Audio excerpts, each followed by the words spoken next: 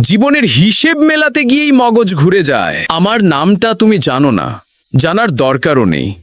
আমি বাংলাদেশের একজন সাধারণ মুসলিম যুবক, 18 থেকে 40 বয়সের মাঝে।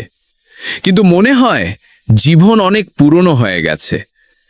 দিনভর কাজ করি, রাতে ক্লান্ত শরীরে নামাজ পড়ি, তারপর বিছানায় লুটিয়ে পড়ি। জীবনের হিসেব মেলাতে গিয়েই মগজ ঘুরে যায়। মানুষ ভাবে আমি সুখে আছি, কিন্তু কাকে বলবো যে আমি ভেতরে অনেক ভেঙে গেছি। আমি জানি রিজিকের মালিক আল্লাহ, তবুও কষ্ট হয়, কারণ চেষ্টা তো করছি কিন্তু ফল মেলছে না।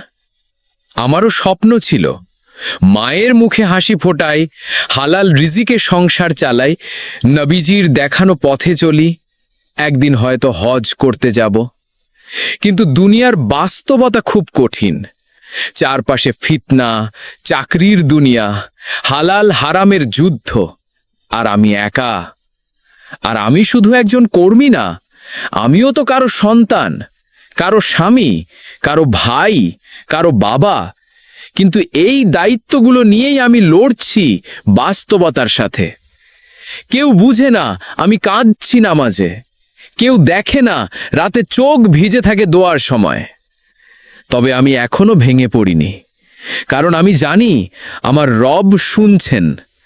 একদিন না একদিন উনি অবশ্যই জবাব দেবেন।